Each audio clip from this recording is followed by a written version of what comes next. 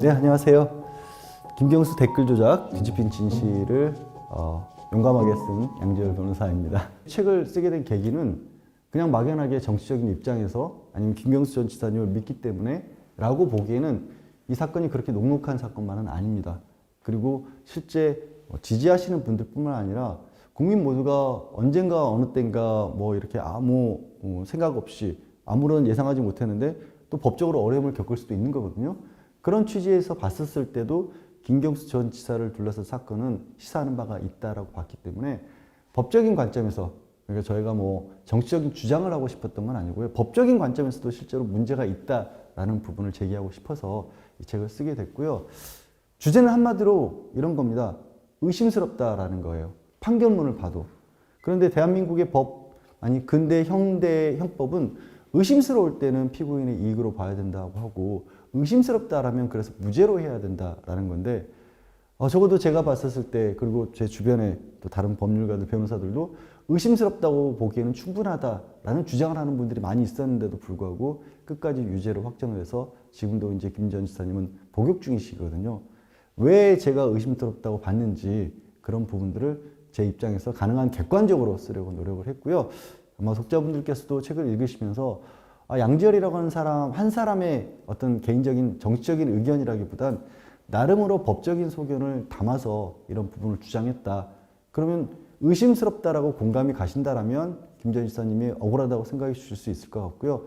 제가 쓴 부분이 의심스럽다고 생각이 되신다면 여전히 유죄라고 생각하실 텐데, 진실은 사실 김 전 지사님하고 몇몇, 이제 드루킹의 몇몇, 그 회원들 몇몇이 알고 있을 텐데, 그거를 떠나서, 진실을 떠나서, 진실은 아무도 알 수가 없으니까요. 다른 사람들은 진실을 떠나서 재판이라고 하는 것이 이렇게 이루어져서는 안 될 수 있다는 생각, 그리고 그러면 거기서 그치지 않고 앞으로 대한민국의 형사사법제도는 어떻게 움직이고 바뀌어야 할 것인가까지를 한번 생각해 볼 수 있는 그런 책이 됐으면 좋겠다는 바람을 가지고 있습니다. 먼저 이제 이 사건 자체를 간단하게 볼 필요는 있어요. 댓글 조작 사건이라고 하는 게 아시겠지만 2018년경에 민주당에서 먼저 문제를 제기했던 거거든요. 그러니까 평창 동계올림픽에 이상하게 어떤 댓글들이 순위가 갑자기 올라가더라. 이건 누군가 조작을 한 게 아니냐. 그리고 정부에 대해서 불평하고 좀 불만을 제기하고자 하는 세력 쪽에서 뭔가 불법적인 수단을 동원한 게 아니냐라는 걸로 이 사건 자체가 시작이 됐었거든요. 여기서부터 사실 좀 의아하긴 합니다. 김경수 전 지사는 당시에도 국회의원이었고, 뭐 단순한 국회의원이 아니라 문재인 대통령의 복심이라고까지 불렸던 분인데, 그런 일이 민주당 내에서 제기가 되고 사건이 벌어지고 있었을 때 왜 이런 일을 막지 못했을까? 그러니까 정말로 불법을 저질렀다고 한다면 그때부터 이미 충분히 나섰어야 하지 않을까? 그게 잘했다는 건 아니지만 보통은 그런 식의 움직임이 있어야 될 법한데 아무런 조치도 취하지 않았거든요. 사실은 그 이전까지도. 그리고 논란이 일었고 수사가 시작되고 경찰이 먼저 수사를 했지만, 그때 갑작스럽게 일을 벌였던 사람들 중에 민주당 당원들이 끼어있다. 형식적이지만. 그리고 김경수라는 이름이 나왔다. 그럴 때까지도 아무 일을 하지 않았었거든요. 그러니까 김경수 전 지사는 일관되게 얘기하고 있었던 부분이 수많은 지지자들 중에서 특히 드루킹이라고 하는 사람은 주변에 뭐 세무사, 회계사, 변호사 이런 전문가들을 가지고 있는 집단이었고, 대통령 선거를 준비하는 입장에서, 정치인 입장에서 그런 사람들이 자발적으로 도움을 주려고 한다고 했을 때 거절하기가 어려웠었다라는 입장을 지금까지 유지하고 계시거든요. 최후 변론 때, 대법원의 최후 변론 때도 이렇게 얘기했어요. 그날로 돌아가서 다시 한번 만남을 이렇게 주선을 받았을 때 거절할 수 있을까? 그러지 못할 것 같다라는 얘기를 하고 있습니다. 경과를 살짝 살펴보면요, 이 범죄 혐의는 사실 정치적인 의미를 빼야 되거든요. 여기서부터가 시작입니다. 범죄의 혐의는 어디까지는 컴퓨터 등 장애로 인한 업무 방해인 겁니다. 그러니까 우리가 쓰는 흔히 말해서 뭐 해킹을 하는 것도 컴퓨터 등 장애 업무 방해가 되고요. 이 사건 같은 경우에는 이 드루킹이라는 사람이 본인이 직접 손으로 댓글을 달지 않고, 나중에 얘기하겠지만 킹크랩이라고 하는 프로그램을 이용해서 댓글과 관련된 어떤 행동을 했기 때문에 그거는 네이버나 다음 같은 포털의 업무, 공정한 산전 업무를 방해했다는 거거든요. 강조를 드리는 이유는 그걸로 인한 정치적인 결과, 정치적인 파장은 사실은 재판에서는 고려돼야 될 것이 아니에요.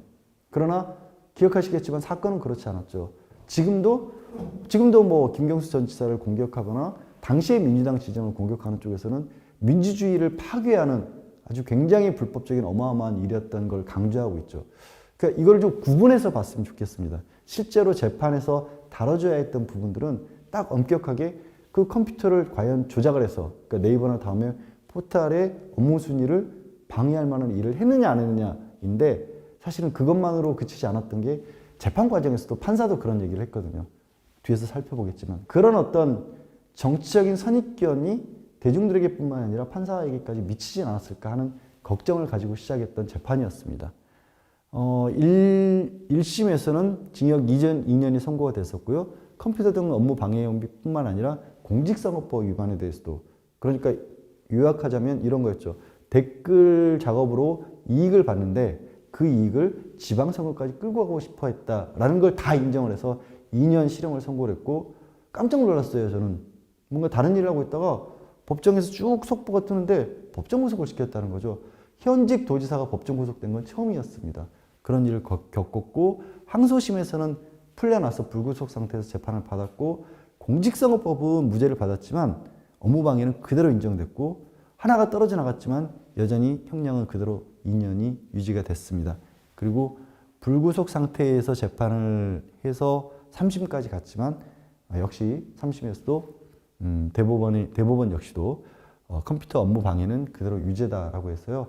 다시 남은 형기를 집행하기 위해 구속이 됐고, 지금도 이제 수감 생활 중이고요. 책의 일지를 좀 정리를 해봤습니다. 잠깐 말씀드린 것처럼 만났던 게 사실 2016년이었는데, 생각해보면 2016년에 받고 아까 드렸던 말씀하고 조금은 중첩이 됩니다만 2016년에 만났고 2017년에 이 드루킹이 요구했던 인사 추천을 거부를 하거든요. 여기서부터가 저는 이상해요. 정말로 막 재판부에서 판결문에 쓴 것처럼 대선 기간에 이 댓글을 조작을 해서 당시의 민주당에게, 문재인 대통령에게 기여를 할 정도, 그 대가로 샌다이 총영사를 추천하든 아니면 그게 너무나 좋았기 때문에 지방선거까지 이용하든지 간에 그런 일을 해준 사람인데 오사카 총영사 자리를 못 줬을까? 책에도 썼지만 오사카 총영사 자리는 그렇게 주기 어려운 자리는 아니거든요. 왜냐하면 대사처럼 국가를 대리하는 일은 아니었기 때문에. 그리고 아까도 말씀드린 것처럼 그렇게 해서 만남이 이어졌고 민주당이 문제 제기를 하고 그런 일이 벌어진데도 불구하고 김 전 지사도 뭔가 상황을 수습하려는 노력을 안 했고, 또 사실 드루킹도요, 여기에 대해서 자기 말을 안 들어줬다고 김 전 지사에게 일종의 협박을 했죠. 일종의 뭐냐면 내가 당신 보좌관에게 돈 500만 원 준 거 있어요. 그거 꺼내가지고 문제 삼으면 당신도 힘들어집니다. 라는 얘기를 하지만 킹크랩을 이용한 댓글과 관련된 협박은 없었거든요. 여기부터 사실 좀 이상했습니다.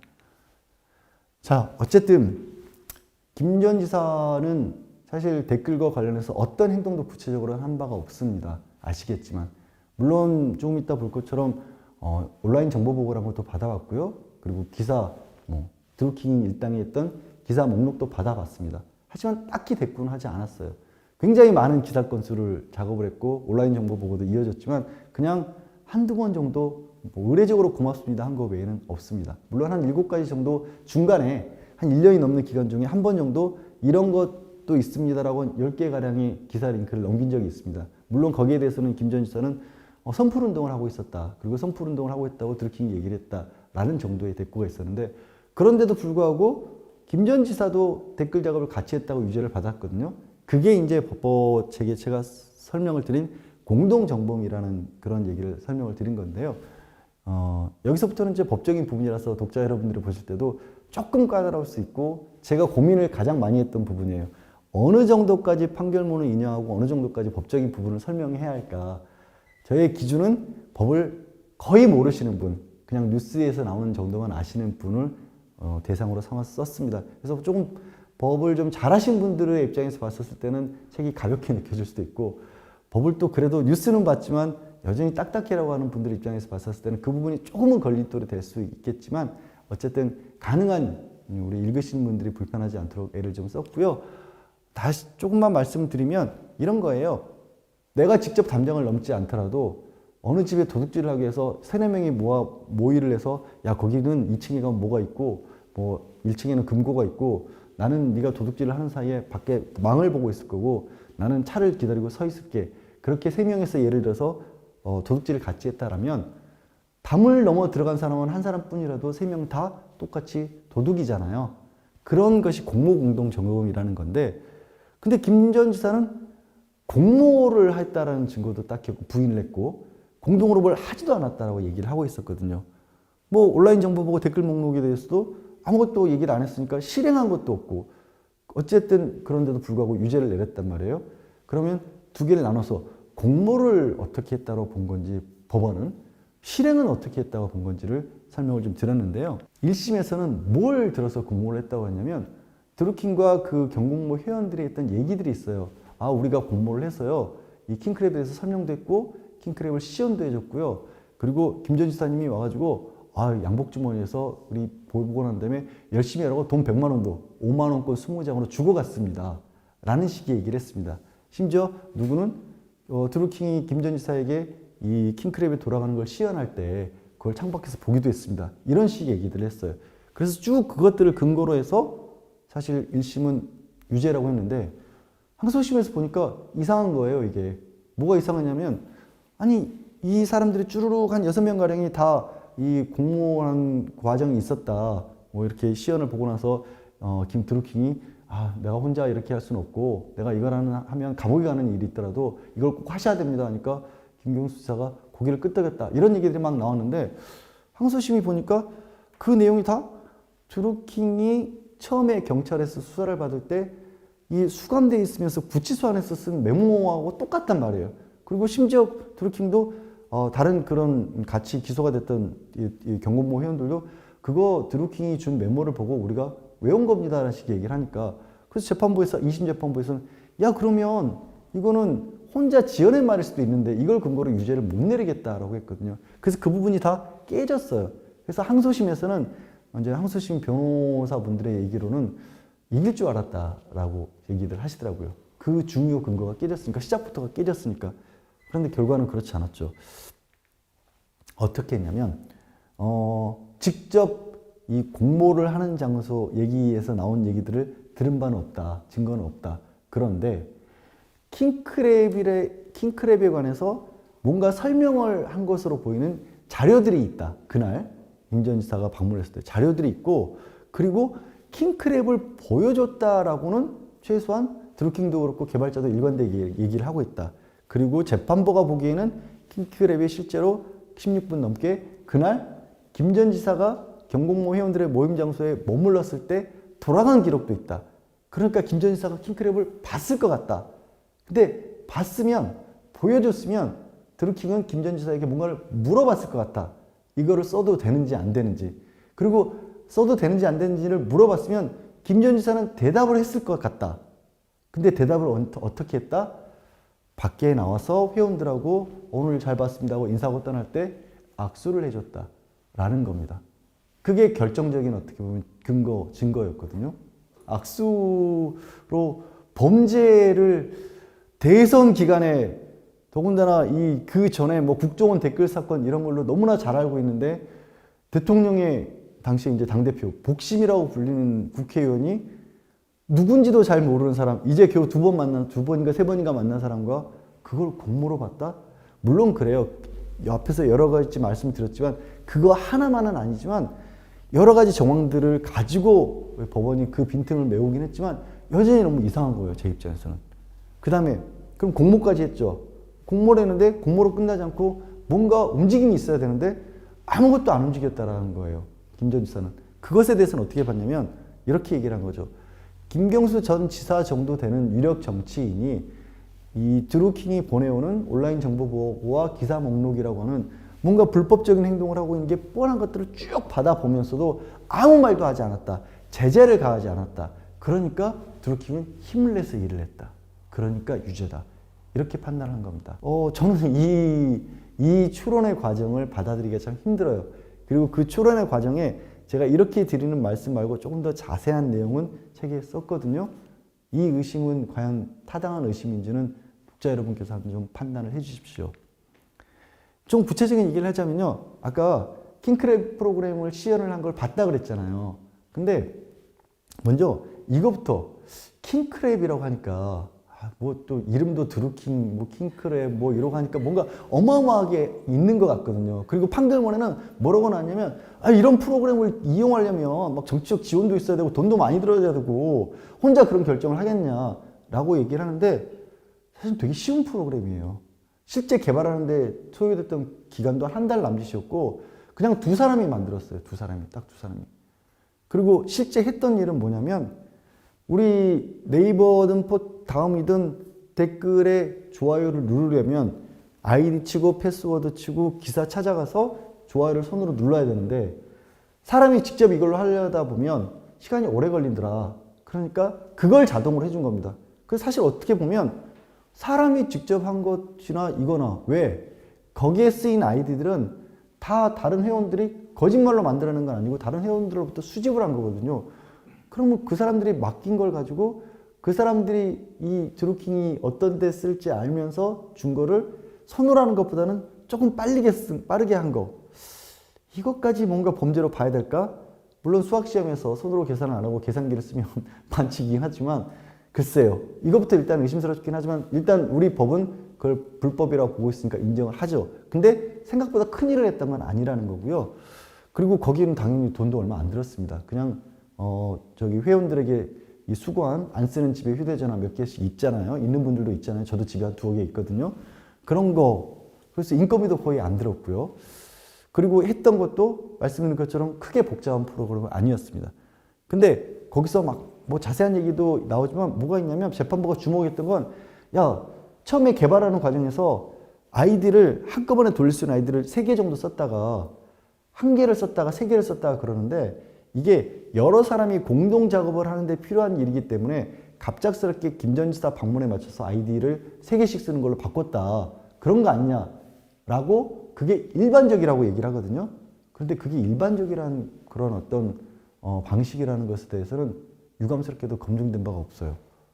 그리고 실제 프로그래머들에게 김경수 전 지사 측에서 보여줬을 때는 그건 상관없는데요 라는 대답이 더 많았다는 거예요. 그럼 법원은 왜 안 받아들였을까요? 법원은 이 자료들이 중요한 게 뭐냐면 자료들이 1심에서는 안 나왔습니다.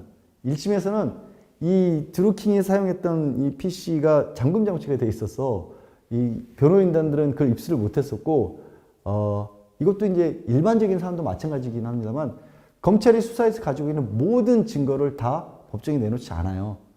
검찰 입장에서 봤을 때 유리한 증거들만 내놓다 보니까 김 전 지사 측에서는 이런 게 있는지도 몰랐던 그런 컴퓨터 자료들이 많았던 거예요. 그래서 항소심에 가서야 이거를 다른 데 의뢰도 맡기고 컴퓨터를 잘 아는 프로그램을 잘 아는 변호사도 찾고 이랬던 겁니다.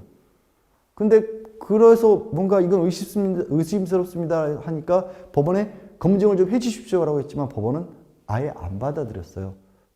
법원은 다른 증거로도 충분히 인정할 수 있다라고 해서 이 프로그램과 관련된 부분에 있어서는 그냥 사실 판사가 법률 전문가지 이 프로그래머 전문가는 아니잖아요. 하지만 유죄를 인정했던 겁니다.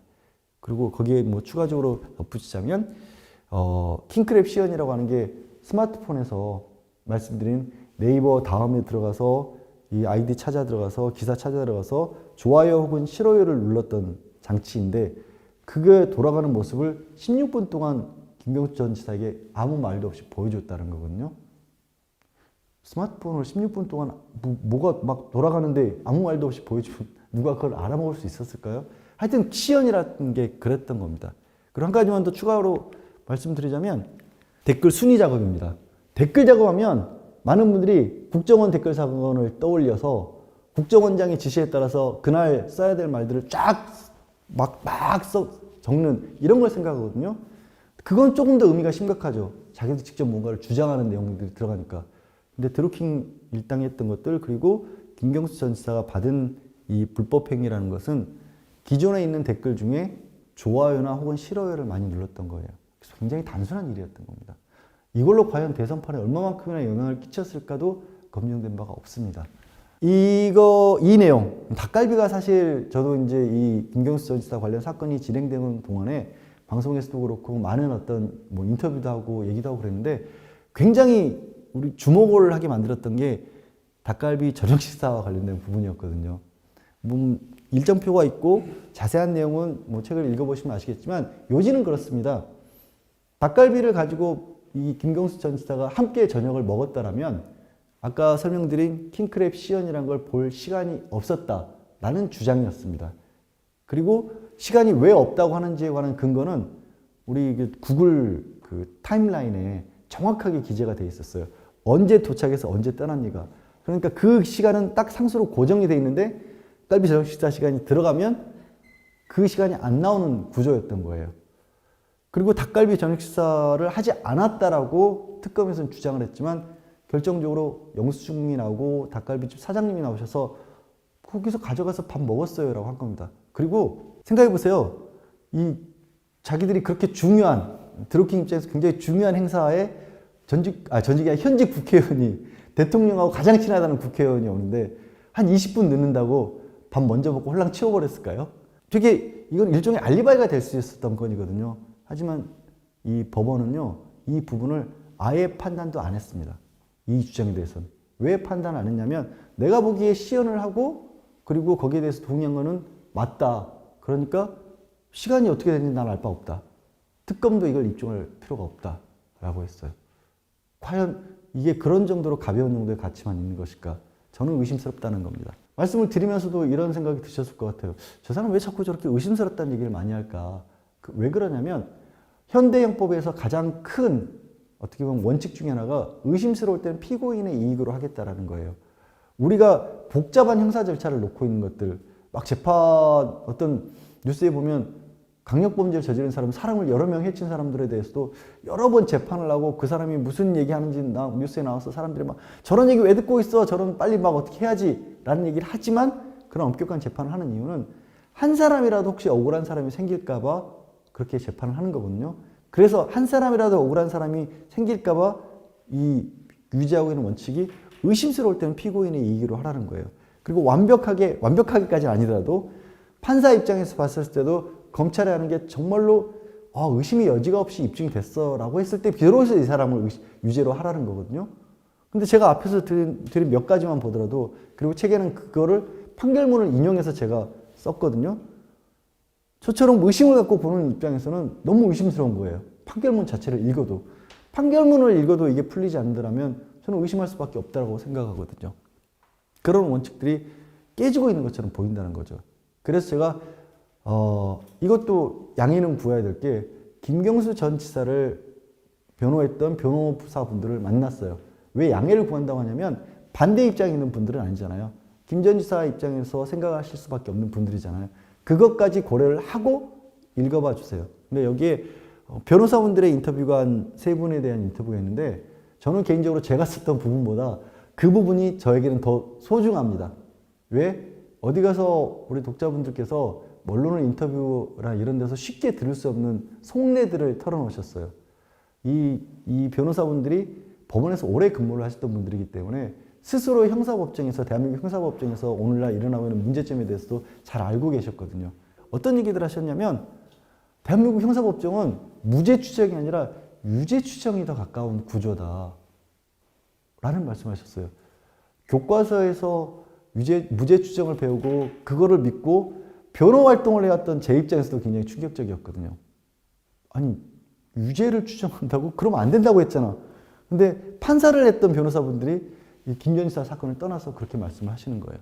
물론 그 이유는 여러 가지 있습니다만 대표적인 게 이런 겁니다. 이런 말씀들을 하시더라고요. 같은 법조인인데 검사가 사건을 무슨 억하심정이 있다고 억울한 사람을 잡으려고 하겠느냐. 그리고 검사가 잘 증거에 맞춰서 법적으로 이게 유죄입니다라고 이 틀을 짜서 하는데 어지간해서는 판사 입장에서 그걸 깨기가 쉽지가 않다라는 거예요. 공정한 입장에서 이 피고인과 검사를 보는 게 아니라 아무래도 그런 식으로 보기 쉽다라는 거고 그리고 또 검사 스스로도 억울한 사람 잡는다고 생각하면서 재판에 넘기는 검사는 없다라는 거예요. 검사도 확신에 차 있다는 거죠. 근데 반대로 이제 변호사분들이니까 이런 얘기를 하세요. 판사들이 변호사 저 사람은 돈 받고 지금 하는 거잖아. 뭔가 사적인 이익을 추구하는 사람이잖아. 라는 선입견들을 가지기 쉽다라는 거예요. 근데 사실 그렇지 않아야 한다는 거거든요.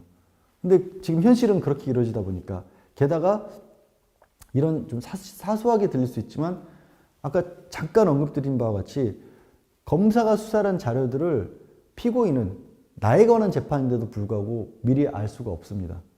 그리고 전체를 알 수도 없어요.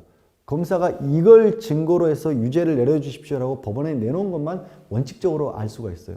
그러다 보니까 판사도 사람인데 잘 정돈되어 있고 유죄를 입증하는 증거들이 있는 상황에서 게다가 거기서 더 결정적으로 만약에 이 김경수 전 지사 사건처럼 여론에 알려진 사건들, 언론을 통해서 상당히 많은 사람들이 여기에 대해서 좋지 않은 시선을 보내고 있는 사건들, 그게 겹쳐지면 판사는 무죄 쓰기가 어렵다라는 거예요.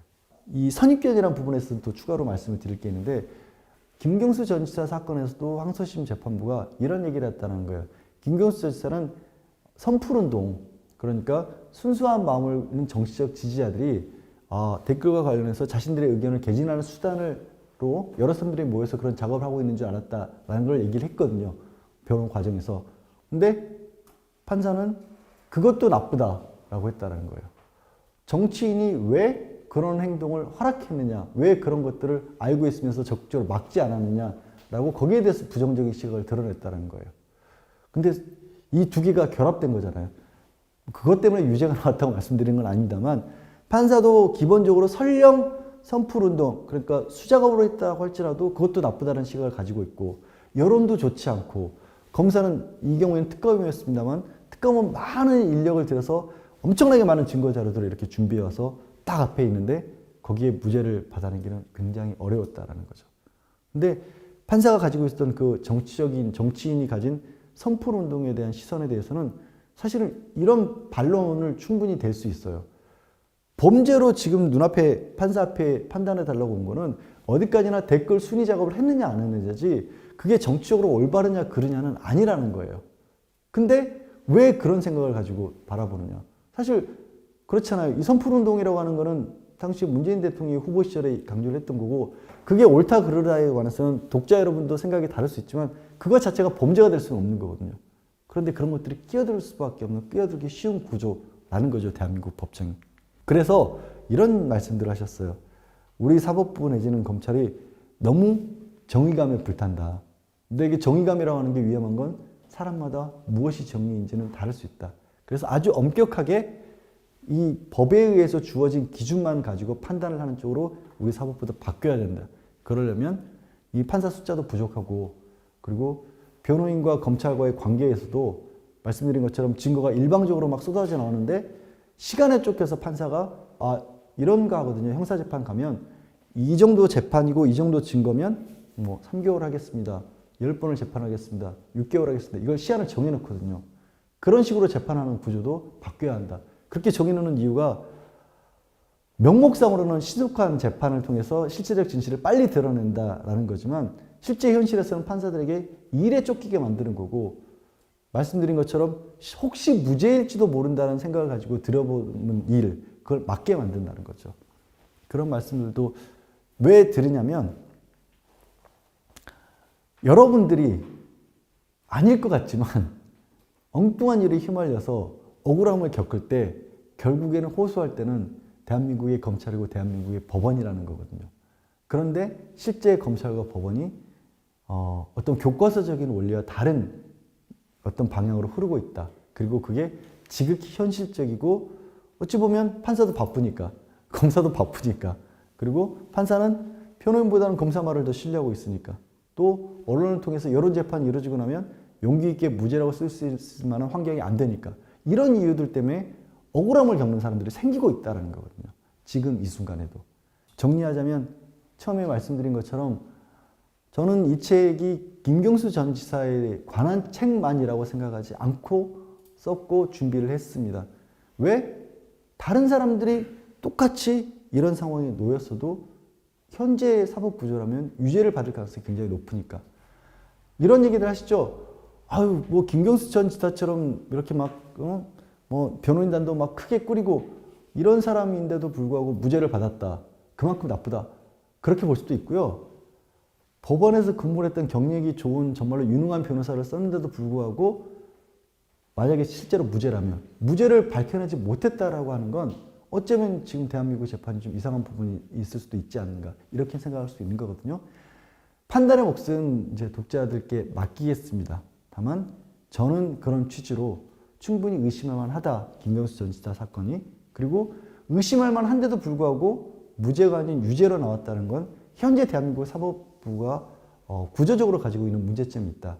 그리고 그 문제점은 언젠가 누구에게든지 불이익으로 다가갈 수 있다. 라는 거를 책을 통해서 좀 말씀을 드리고 싶었습니다. 제가 드린 말씀이 책을 혹시 구매하시고 읽으시는데 도움이 됐기를 바라면서요. 또 다른 기회에 독자 여러분 만날 수 있었으면 좋겠습니다. 고맙습니다.